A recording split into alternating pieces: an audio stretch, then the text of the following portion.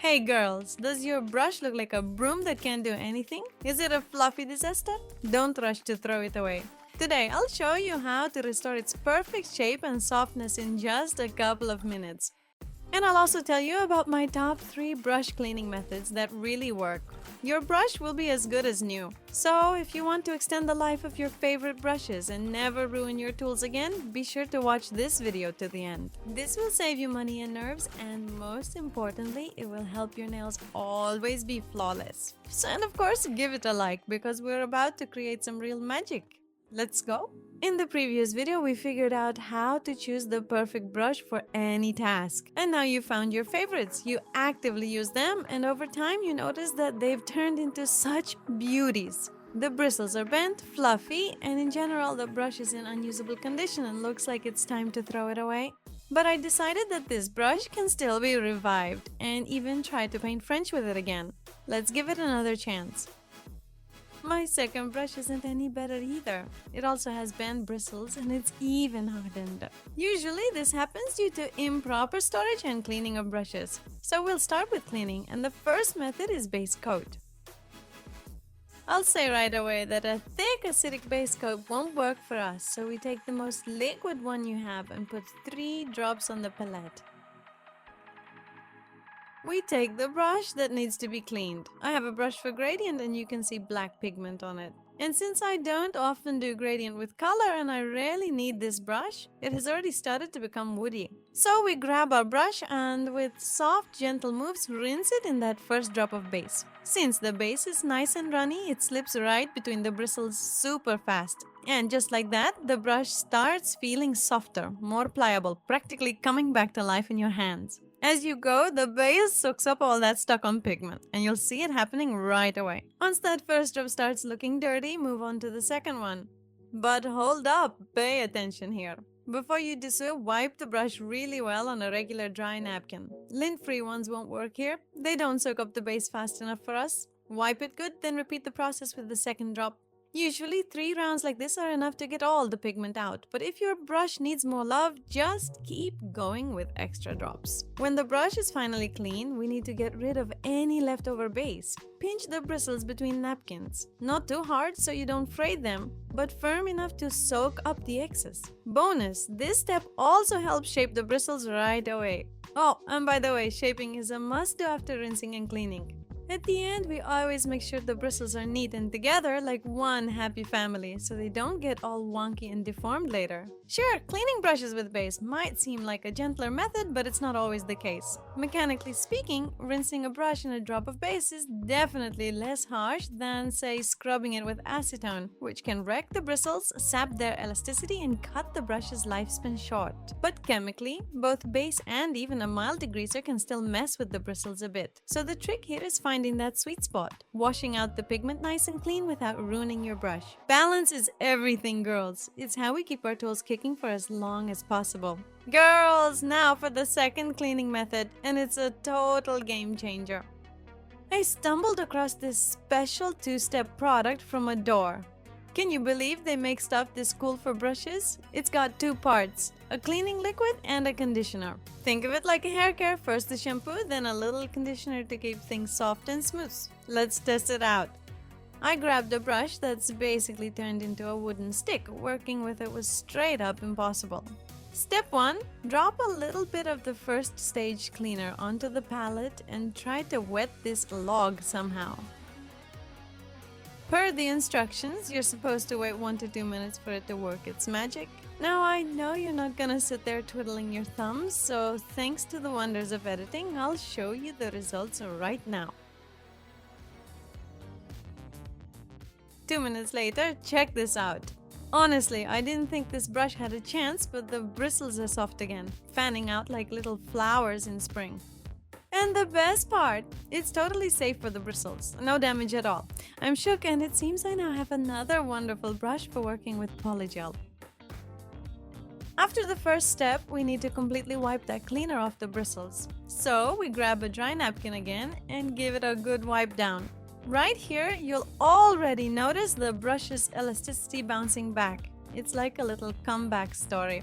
Now we move on to the next product, the conditioner. I apply it the same way. Dab a bit onto the palette, dip the bristles in, making sure every little hair gets some love, and then we wait 1 to 2 minutes again. Here's what I've noticed about this stuff. First off, it seriously revives the bristles. Like, for real, even brushes that seem totally dead come back to life. But let me clarify, I'm not talking about brushes that are polymerized solid. I mean the ones that have been sitting around unwashed for ages and just got stiff as a board. Secondly, it doesn't have a strong smell, unlike base coat, which sometimes hits you in the nose. So this is a big plus. And thirdly, it's much safer for the bristles than washing in base coat, definitely. We wipe off the conditioner completely with a dry napkin, then shape the bristles just right, and boom, the brush is clean and basically ready to roll. But as you can see, the tips, they're still a little bent, so we're gonna fix that up. Back in part 1, I kinda spoiled this method a little. Whoops! If you've got a guess, pause the video right now, drop your answer in the comments, and test your intuition. Plus, it's a great way to support the channel. Your likes, comments, and vibes are what keep this thing growing. Now, there's one more controversial cleaning option out there: degreasers. Degreasers don't flush pigment out of the bristles, they just can't handle it. There are products made specifically for this job, so why mess around? Plus, all degreasers are alcohol-based. Some have more, some less, but either way, it's not great for the bristles. Sure, there are degreasers with minimal alcohol, and you could theoretically give them a shot, but there are too many ifs and buts here. So my advice? Skip it, not worth the risk. But since this video is all about covering every possible cleaning method, let's toss this one into the mix too. Grab your degreaser and pour it into some kind of container or cup. I'm using a little cup that's perfect for brow artists or polymer stuff, super handy. And the first rule when cleaning with the degreaser is to immerse only the bristles. Of course, I have a metal ferrule here and no paint will come off it, but there are different brushes, and to prevent the paint from peeling off the ferrule, we immerse only the bristles. So, with gentle little moves, we rinse the brush in the liquid. But there is a big disadvantage here. The alcohol in the degreaser can damage the glue that holds the bristles in the ferrule.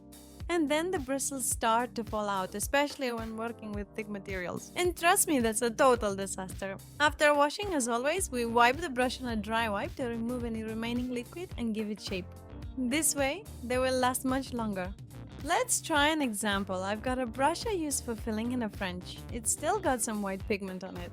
I dip it into the degreaser, really trying to scrub it clean. And just so no one says I'm slacking, I dunked it handle and all. Look, I'm putting in the effort here. I swirl it around to make sure it's thoroughly washed, wipe it with a napkin, and what do we see? Yup, that white pigment's still chilling there like it's visiting. So now the obvious question pops up.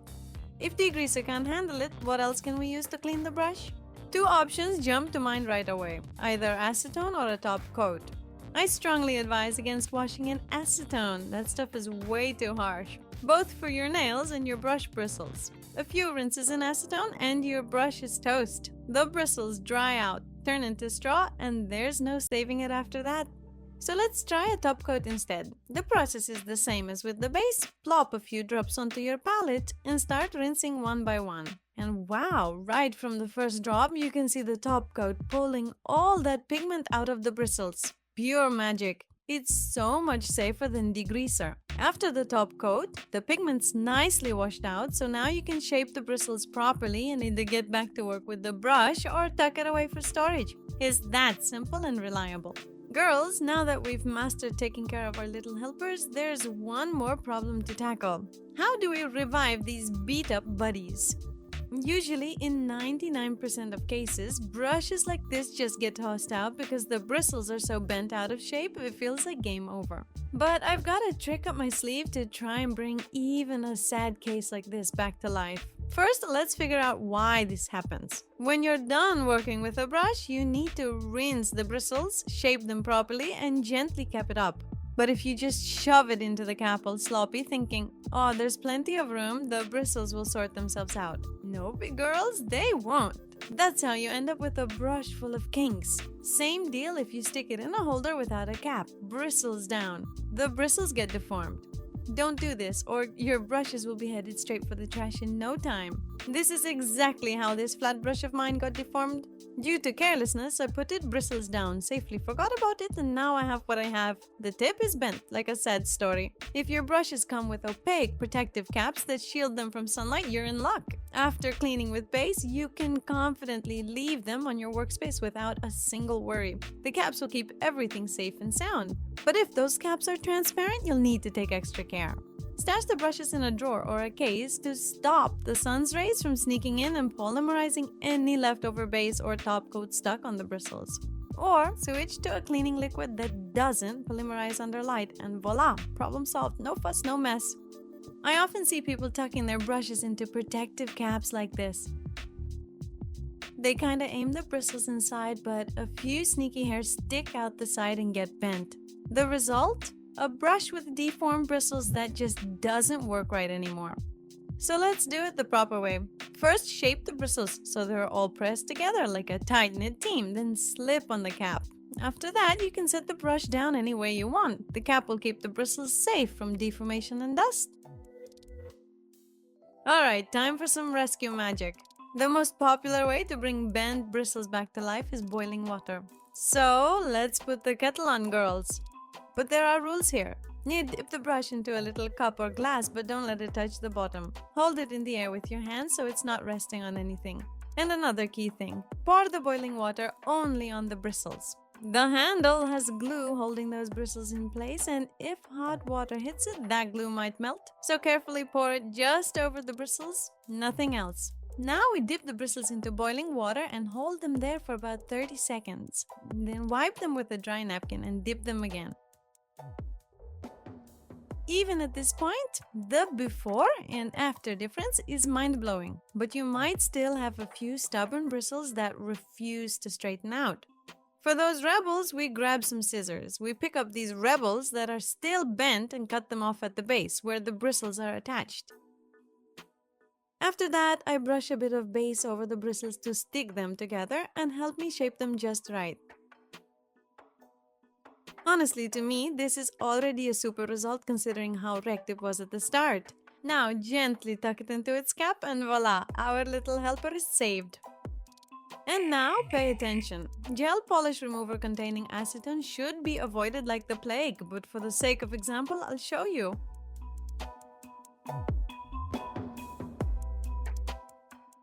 We pour it into a lid and start banging the brush on the bottom because there's pigment there and it needs to be washed out so that the brush is clean, right?